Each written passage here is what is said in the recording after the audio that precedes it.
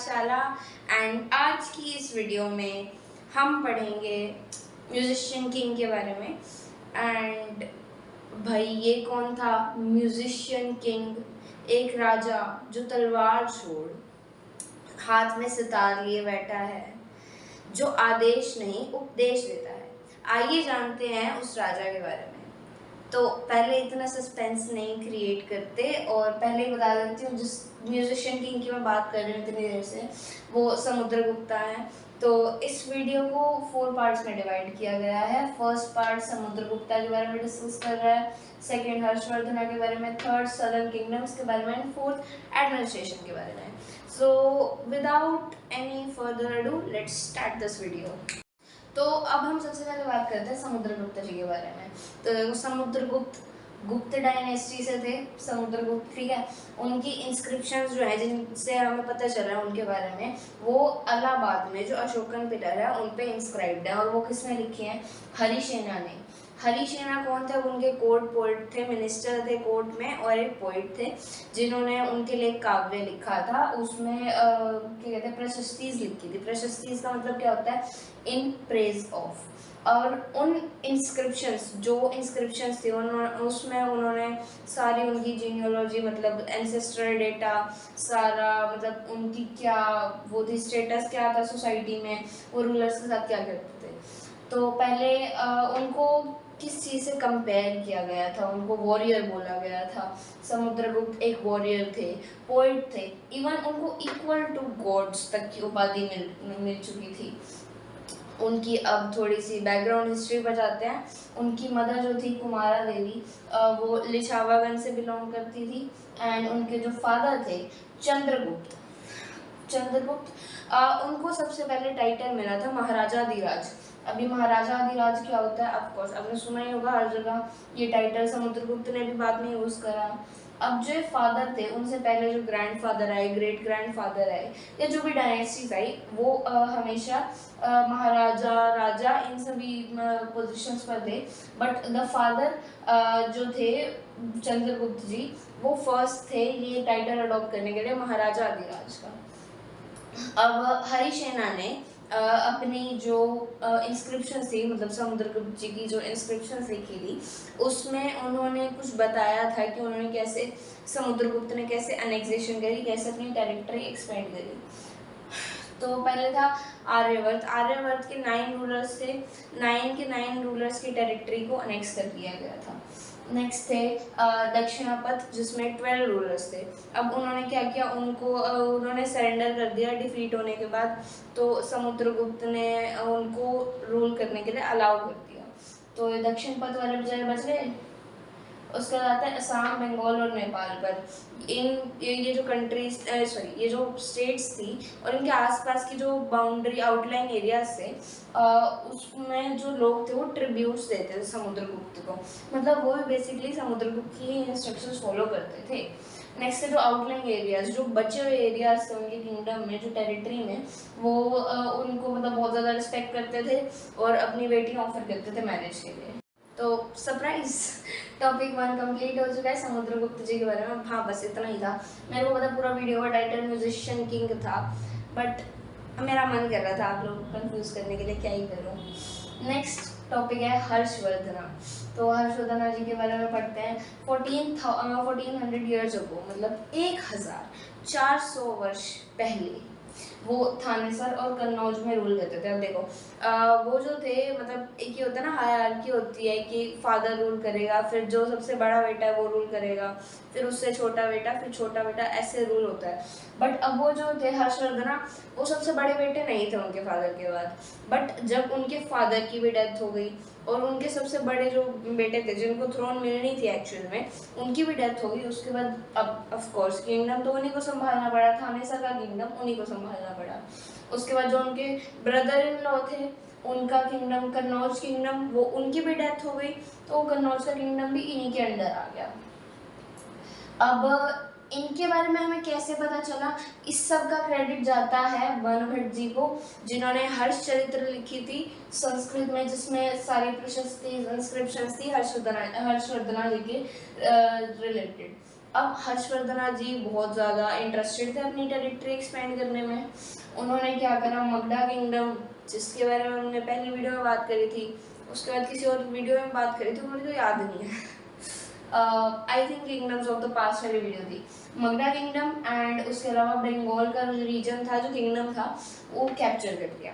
But अब वो जब डेक्कन की तरफ बढ़ने लगे, जो साउथ का एरिया है इंडिया का, जो ऐसे ट्रायंगल फॉर्म करता है पेनिनसुलर प्लेटो के पास, वहाँ पर एनेक्स करने की कोशिश करी थी, बट उन्हें किसने रोक लिया, पुलकेशिन II ने।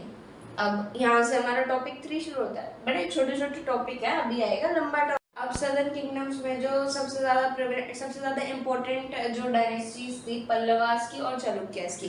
पहले पल्लवास की बात कर लेते हैं, छोटा सा ही है, बस ज़्यादा कुछ नहीं है, डिटेल में हम मिडाइवल हिस्ट्री के सेगमेंट में स्टडी करेंगे। तो पल्लवास जो थे वो अराउंड कावेरी डेल्टा के रीजन के आसपास रूल करते थे। वैसे एक्चुअल में जो पल्लवा किंग था सुपीरियर, वो नहीं करता था, उसने एक फैमिली बिठा रखी थी वहाँ पर, जिसके बारे में अभी हम डिस्कस करेंगे। वो फैमिली रूल करती थी कावेरी डेल्टा के पास, जो पल्लवा किंग के अंडर थी। तो मतलब पल्लवास का ही रीजन हो गया। उनका जो कावेरी डेल्टा के पास जो कैपिटल था वो था कांचीपुरम। कांचीपुरम जो है वो आप मेरे को कमेंट्स में जल्दी लिख के बताओ कि कांचीपुरम कहाँ है फिलहाल right now in India. Next अब हम बात करते हैं चालुक्यास की। तो चालुक्यास जो थे वो रायचूर जो डाओब है उसके पास रूल करते थे, between Krishna and Tungabhadra reverse. इनका जो कैपिटल था वो था ऐहोल, एंड वो जो था वो एक बहुत इंपॉर्टेंट ट्रेडिंग सेंटर था। एंड उसके साथ साथ जस्ट बिकॉज चालुक्यास वहाँ पर रूल कर रहे थे, उनका कैपिटल था, तो वहाँ पर बहुत सारे टेम्पल्स कंस्ट्रक्ट हुए, वहाँ पर एक रिलीजियस प्लेस भी बन गई थी थोड़ी देर में। अब थोड़ा सा डिटेल में स्टडी करते हैं चालुक्यास के बारे में। जो चालुक्यास थे उनके सबसे ज़्यादा इम्पोर्टेंट जो रूलर थे, जो सबसे फेमस रूलर थे, वो थे पुलकेशिन II, जिनके बारे में हमने बात करी कि उन्होंने हर्षवर्धन जी को रोका था नेक्स्ट करने से डेक्कन का एरिया। ठीक है, अब पुलकेशिन II के जो कोर्ट पोएट थे रविकीर्ति, जिन्होंने उनके बारे में इंस्क्रिप्शंस लिखी। अब क्या हुआ कि पुलकेशिन II ने डिफीट किया किस किस को। हमने कहा था ना कि उन्होंने स्टॉप कर दिया डेक्कन में उनको अनेक्स करने से हर्षवर्धन जी को। तो वैसे तो कहा नहीं होगा भाई तू रुक जा, तू आगे मत आ, तू चला जा वापस, ऐसे नहीं कहा होगा। उन्होंने उनसे फाइट करी, हर्षवर्धन को डिफीट कर दिया। और पल्लवा किंग जो था, जो उनके बिल्कुल साइड वाली टेरिटरी थी, मैंने कहा ना दोनों बहुत ज़्यादा इंपॉर्टेंट डायनेस्टीज थी, तो पास पास भी थे उनके रूल, सदर्न किंगडम्स ही थे ये सारे। तो उन्होंने पल्लवा किंग को भी मारने की कोशिश करी थी, बट पल्लवा किंग वो जाकर कांचीपुरम में छुप गया।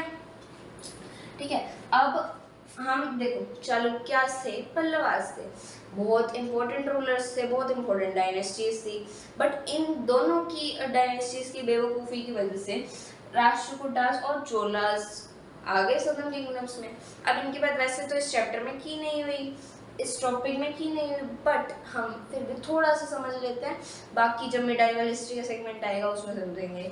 ये सारा कुछ यहाँ से रिलेट होना शुरू हो चुका है वहाँ से। ठीक है, तो राष्ट्रकूटास जो इनकी डायनेस्टीज थी।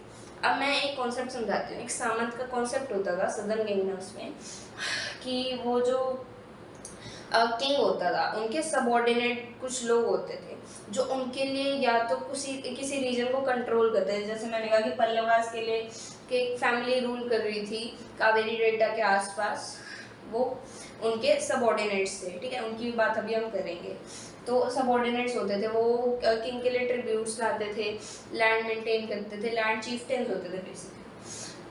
तो एक राष्ट्रकूटा चीफ था, दंती दुर्गा नाम था। अब वो बाय बर्थ एक वैश्य था। ठीक है, और हमने क्या पढ़ा था कि वैश्य अकॉर्डिंग टू वर्ना सिस्टम, अगर आपको याद हो, जिसकी बात हमने किंगडम्स वाले वीडियो में करी थी, उसमें जो वैश्यास थे, वैश्यास रूल करना उनको अलाउड नहीं था। वैश्यास को उनका काम क्या होता था, बेसिकली यही ट्रेड करते थे, मर्चेंट्स थे, सबऑर्डिनेट्स होते थे किंग्स के, यही काम था बस उनका। तो उनको अलाउ नहीं किया जाता था। रूल कौन करता था, क्षत्रिय।